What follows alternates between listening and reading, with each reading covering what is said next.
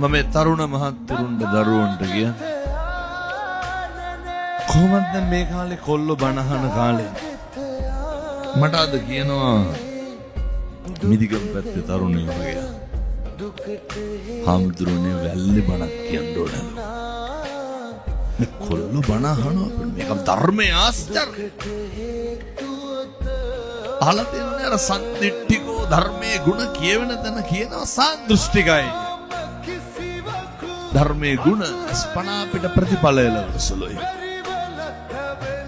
තරුණ මහත්තුරු කියනවා හාමුදුරනේ ජීවිතය ආපු පළවෙනි බණ ඉඳගෙන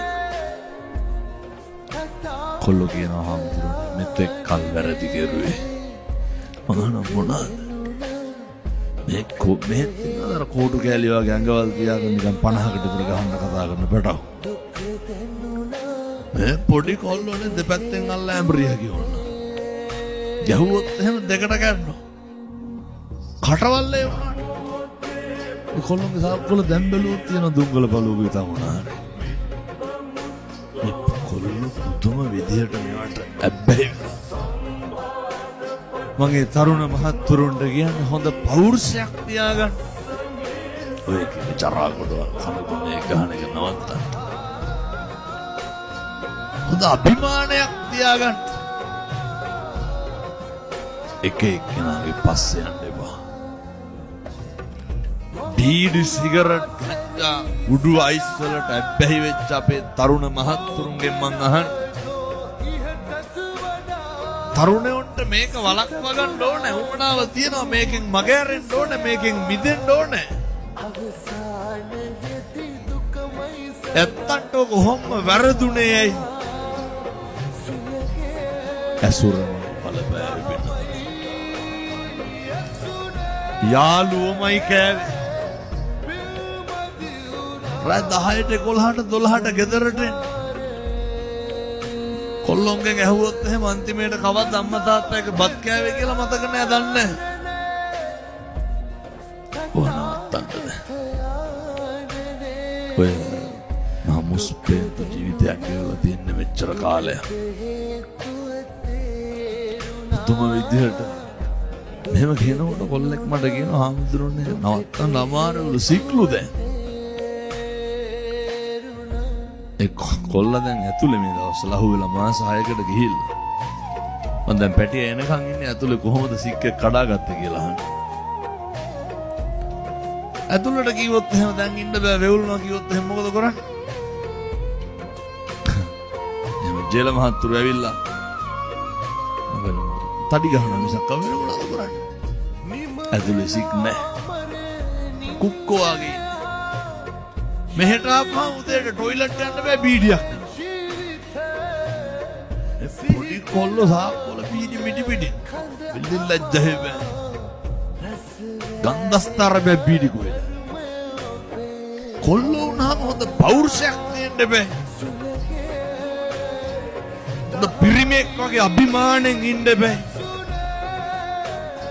සල්ලි හම්බ කරන්න ඕන අම්මා තාත්තා බලා ගන්න ඕන කොල්ලෝ උනහම එහෙම වෙන්න ඕනේ සහෝදරයන්ට බලන්න ඕනේ සමහර තරුණෝ ඉන්නවා අවුරුදු 27යි 28යි මෙච්චර කාලයක් මොකද කරේ කියලා අපම බ්‍රේස්ලට් එකක් හදාගෙන නැහැ දාගන්න බලනකොට හැම එකෙකාගේ ගිහිල්ලා එකෙකාගේ වැඩ නෙමෙයිද කරන්නේ ගෙදර කිසි වැඩක් කරන්නේ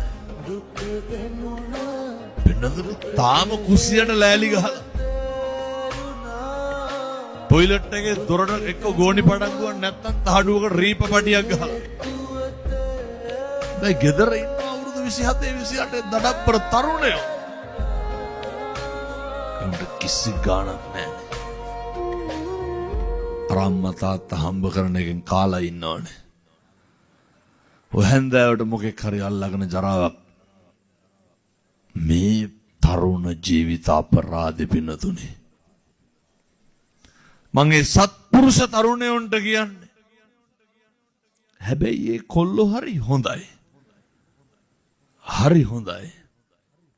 තරුණයන්ට මං කියන්නේ ඔය අපායින් මිදෙන්න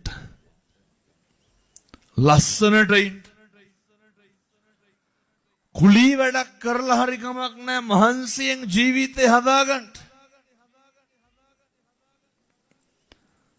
වචනෙන් පවා ක්වොලිටි එක තියාගන්න. ඒ ක්වොලිටි එක හරි වැදගත්. සල්ලි නැති එක ප්‍රශ්නයක් නෙමෙයි පින්නතුනේ. දැන් අපේ ගෙදර අදටත් සිමෙන්ති දාලා තියෙන. මොකෝ මට ඕක මේ ටයිල් අල්ලන්න බැරුවද? නේ මිනිස්සු කොච්චර මට ගෙවල් දෙන්න හදනවද? කොච්චර ඉඩ කඩ වෙනතුන් මේ වෙනකොට කැප් 3ක් දෙන්න හදලා තියෙනවා. අන්න එකක් පන්සලේ නවත්තලා ගිහින් තියෙනවා හයිලක්ස්. ඕනතර. නමුත් තරුණයෙක් වුණාම හොඳ මේ දුප්පත්කම නැති බැරිකම ජීවිතේ කිසිදාක අනෙකගෙන් යැපෙන්න බලාපොරොත්තු වෙන්න එපා. මොකක් හරි මනසින් පොහොසත් වෙන්න බුදුරු උගන්වන්නේ සන්තුට්ටි පරමංදන. අත්තිසුකේ තිබ්බොත් තමයි හැම පුළුවන් වෙන්නේ. මේ කාටත් හොඳට සල්ලි තියෙන්න ඕනේ. මං කියන්නේ නිවන් යන්න කලින් හොඳට හම්බ කරන්න කියලා.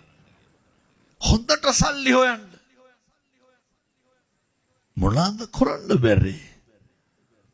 භෝග සුඛේ තියෙන්න ඕන. කවුද මෙහෙම කියන්නේ?